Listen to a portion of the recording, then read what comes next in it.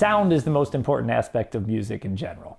If you have a bad sound, then no matter what you do with it, it's not interesting.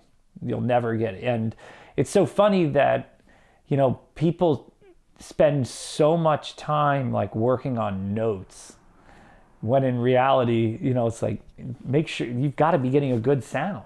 And so it's specifically with the double bass, and people are different and people have different, sound concepts. I think for me, I'm interested in a very pure, very clean, very woody tone. So I want what the bass sounds like in optimal environments. So it depends also whether we're talking about, when we're getting into amplification of the instrument, what I'm looking for is to take exactly what I'm doing acoustically and just make that louder. That is not an easy thing to do. So you do need to, work with your gear enough to get that in play. There are some times where that's out of your control, especially if you're in the festival kind of environment where they're just going to be taking lines and then you're at the mercy of whatever they do. And you can try so much with microphones and things like that. That can be a whole nother headache and things.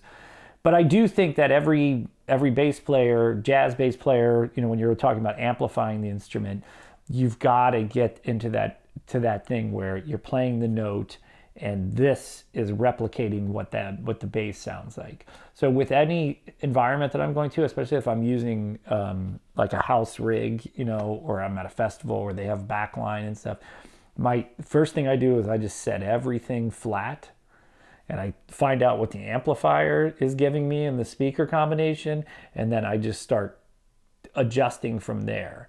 And generally what I'm looking for is to clear out all the nasty mid-range stuff that's bringing in the artificial aspects of the amplification that you're getting.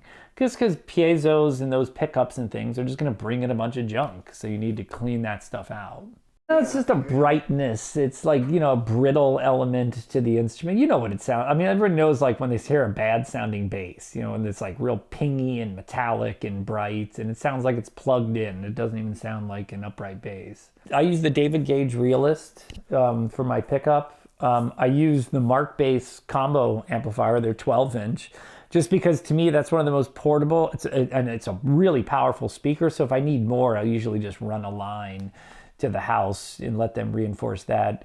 I do travel around with a microphone. So in my ideal world, if I'm playing festivals, I just give them the microphone line. Or if I trust them, or sometimes I don't have a choice, they'll take both and blend them. The microphone is just I'm trying to remember the brand. It's a DPA knockoff, which DPA is just one of the, they have like a $900 microphone. It's a clip-on microphone. It's the one that a lot of saxophonists use. And it clips on to the I have adjusters on my bridge, just clips on there, and I just have it catch the body sound in the middle, and it gives a real nice woody sound.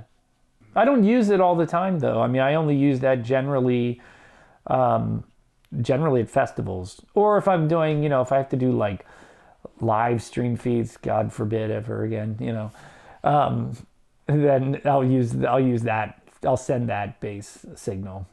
No, I'm pretty simple when it comes to accessories and gear and stuff like that. I use Tomastic Spiracore mittels, which are steel strings. I've never been able to make guts work, and there's too much of a hassle.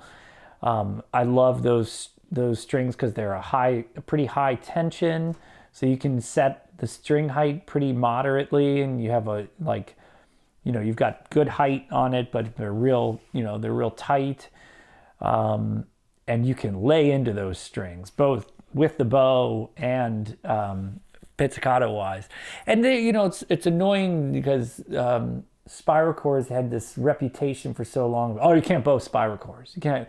And now finally that's changing because there are a bunch of really prominent classical bassists using Spiracores now. Like Max Dimhoff in Cleveland uses them, and a couple guys in Pittsburgh. So it's been funny. I just like, when I was coming up, if you showed up in classical thing with spiral chords, you're like, what's this guy? So, yeah, and I love being able, I have to have strings and setups that work for both. And I don't have tons of basses. I've got my one good bass, and I've got one plywood that I use only if I have to.